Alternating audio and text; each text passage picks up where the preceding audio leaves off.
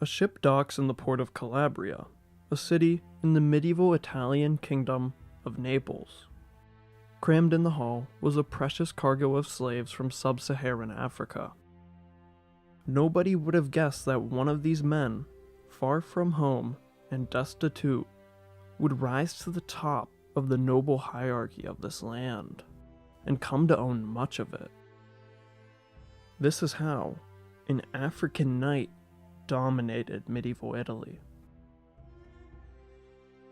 While many historians know the story of the African samurai, Yasuke, and his rise to power, even fewer know his less famous, knightly counterpart in the West, the clever and politically shrewd Raymond of Campania. Our story starts somewhere below the Great Sahara Desert. A boy was born, not a noble, although he would become one in a land far, far away, past the mountains, desert, and sea. We are left with very little to pick over regarding the early life of the man who would become known as Raymond of Campania. All that's left in the historical record is a distant origin which plants him as an Ethiopian. During this time in medieval Western Europe, calling someone an Ethiopian was just a catch-all phrase for black people. Raymond was certainly not from Ethiopia, as this is a land far from Italy and mostly Christian, a religion that the young Raymond had no recollection of. Sometime in his youth, he was captured by slavers and brought across the Great Desert. Once reaching the waters of the Mediterranean, he was chained alongside other Africans to a boat in modern-day Tunisia, many of which spoke a language he could not comprehend. These Barbary pirates took their precious cargo to the Kingdom of Naples, located on the southern boot of Italy. At this time, the Tunisian Hafsid dynasty in the Kingdom of Naples had a strange trading dynamic, to say the least. Since 1275, a trade agreement was signed between the two nations. The Kingdom of Naples requested one thing: stop selling your own subjects to us as slaves. Not because they viewed it as wrong, only because it was all too easy for those same slaves to cross the sea and escape back to Tunisia. To prevent this, the Tunisians resorted to capturing slaves from interior Africa, such as the star of our story today. After a short crossing of the Mediterranean, the slaves were brought to the toe of Italy, a region known as Calabria, a land under the direct control of the future King of Naples, Robert the Wise. Checking these newcomers for signs of Tunisian heritage, he sent them onward to the capital and namesake city of Naples. Here, the young slave was purchased sometime in the late 13th century. His new master was the head chef of King Charles the Lame, who, yes, was not the greatest king. The chef quickly realized the potential of his purchase. He almost immediately lifted his shackles and gave him his freedom back. He had no children of his own, so he gave him his own name, Raymond of Campania, and named him heir of all of his earthly possessions. The elderly Raymond, being the royal chef, had many connections in the court of Naples, connecting him to some of the most prominent nobles in the realm, something the younger Raymond would learn to use to his advantage. Raymond the Younger was given employment as an assistant chef. He quickly caught on to this craft, all while learning the Italian language of the commoners and the French of the court. Sometime before 1305, Raymond of Campania, the elderly head chef of Naples, died. As promised, his inheritance was given to his adopted son from Africa. Not only this, but he also inherited the role of head chef in the court of King Charles. It appeared ever more so that the king was taking a liking to the freed man. After all, who doesn't like a good cook? But there was more to Raymond than just being a chef. For French being his second or third language, Raymond had such a grasp on it that he was considered to have such a sharp tongue and confident manner that he talked and acted more like a nobleman than much of the court. This bravado kept him alive, and as long as King Charles enjoyed his banter, then he was safe and in a highly desirable position. As Raymond's influence grew with the king, so too did his value as a trusted advisor who had something of an outsider view on courtly matters. He entrusted him so much that he wanted to keep him around as a permanent member of the extended royal family. Charles the Lame wouldn't marry him to any of his own family members. That would just be strategically unviable.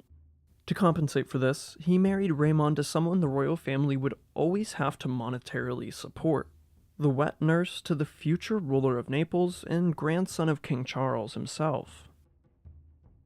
Her name was Philippa of Campania.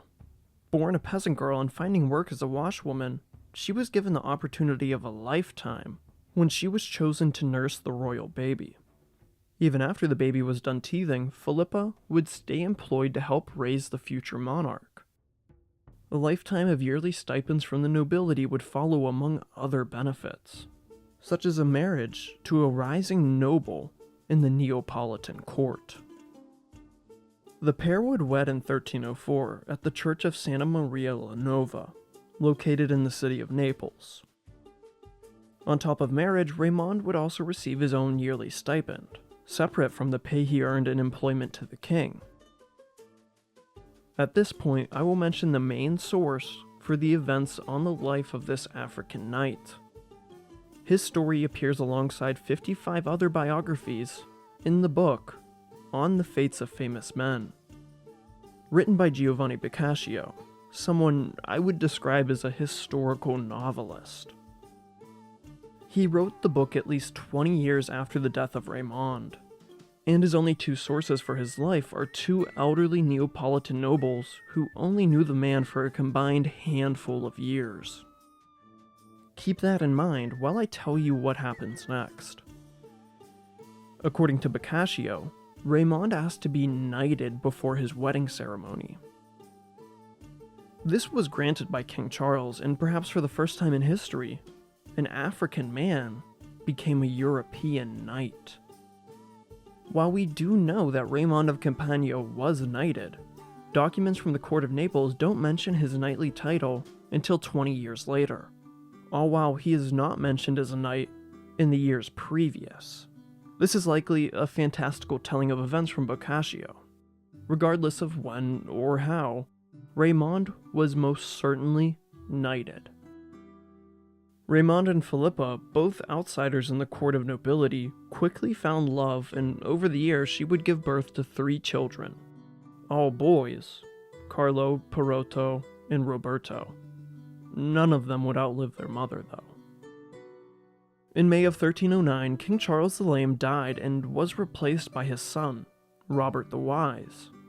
And just as King Charles, his son was also a fan of the nobleman from Africa.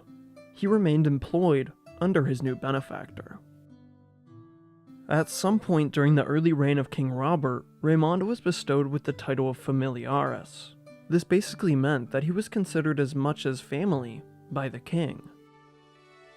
Little is known of Raymond for the ensuing decade, but at some point in those years, I would say he was knighted. My best guess is in 1315, when King Robert's son, Charles, the current Duke of Calabria, the heir of Naples raised on the breast of Raymond's wife, was supposed to go to war. He was instructed to reinforce their ally in Florence, who at this time was losing a war with the nearby Republic of Pisa.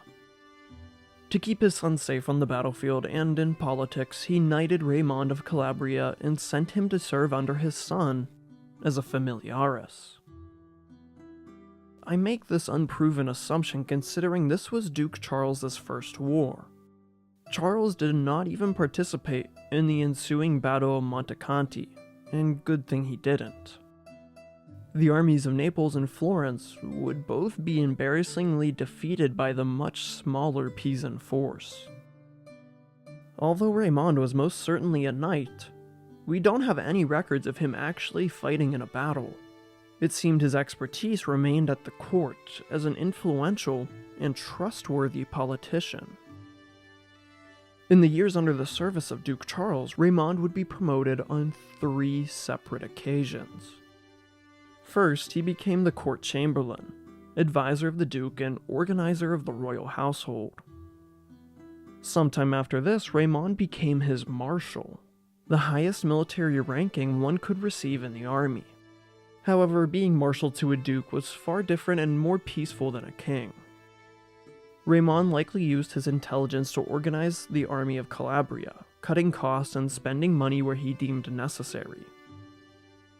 Sometime in the late 1320s, Raymond received his biggest promotion yet, the title of Seneschal, the highest rank receivable in the court, and the second voice of the Duke, as well as the possessor of the royal stamp.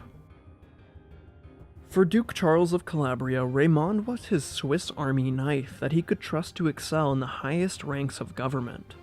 He rewarded Raymond and his wet nurse, Philippa, with extraordinary tracts of land. Over the years, Raymond would come to own his own palace, as well as the governorship and revenue that came along with at least 5 towns. He would also split the ownership and protection of 4 castles with another trusted Neapolitan noble couple. Raymond and Philippa were nothing if not a power couple. At this point, they were some of the most influential figures in the realm, rich beyond both their dreams and friends to the highest order in the land. However, a tragic event hit the royal family in 1328. Duke Charles of Calabria died just before his 30th birthday. He would be buried alongside his ancestors in the Church of Santa Chiara. While this was certainly a blow to Raymond and Philippa as a personal tragedy, it also came with increasing opportunity. King Robert wisely chose to appoint Raymond as his own seneschal. Now, Raymond was at the highest level of power one could receive in the kingdom without being part of the royal family. This position he would remain in until his death. Again, we draw blanks on information regarding Raymond for the next few years. One light does shine through in a court document dated to 1333. In this year, King Robert gave money to Raymond and 2 of his sons for lending him some of their many horses. They would end up dying while under the king's protection. Only a year after this, King Robert the Wise would pass away and be buried alongside his son in Santa Chiara in January of 1334. His granddaughter and child of Charles of Calabria, Joanna, would become the first ruling queen in the history of Naples. The Kingdom of Naples lost 2 wise men that year. Raymond would not outlive Robert by much, dying in October. As a sign of his respect, he would be buried alongside the royal family in the Church of Santa Chiara. His tomb remains intact to this day, watching over the royal family in death, just as he had in life. While Raymond's life is over, his children and wife's story is not yet finished.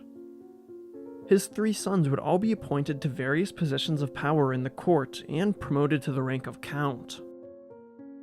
In 1336, the middle son, Pirotto, would die, and in 1340 the eldest and chamberlain to Queen Joanna also died.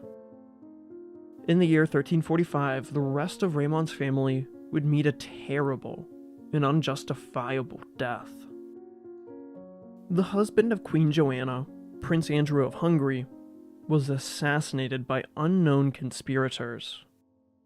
These men were likely nobles of the court who killed Andrew in retribution for his releasing of the Papini brothers.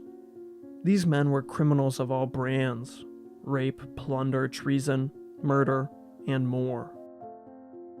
The nobles decided to kill a few birds with only one stone. Soon, whispers of the murderers of Prince Andrew promulgated throughout the streets of Naples. Fingers started to point at the outcast sitting at the tippy top of the court. Raymond's only surviving son, who had become seneschal in his own right, Roberto, was seized by a mob. Here he was executed. He had become the easily identifiable scapegoat for the wrongdoings of the greater nobility. However, his fate was nothing in comparison to the death of his daughter, niece, and mother. Philippa would die in prison, likely from neglect. The last of Raymond's grandchildren would be tortured and burned at the stake. In the grand scheme, no matter what reasons they thought they had, this was simply an act of violent racism. Raymond of Campania, a man who was once a slave from a faraway land, became the right hand of two separate kings and a prince. This is undoubtedly due to the character he possessed within himself. A king living in a society not based on meritocracy, but on birth, made an exception for this capable man out of Africa. His story is very much forgotten. I hope I've done well in finally shedding some light on the African Knight of Naples. If you'd like to support this stoic historian, feel free to do so on Patreon for as little as $1 a month, and join Derek Clark, Savaclio Nazarian, Taj Guilford, Nickmate Voician, Lazarus Dykos, and Dave J. Or become a YouTube channel member, like Derek Clark again, Donald Vincent, and what? Why? Thank you guys again for supporting the channel. I really appreciate you.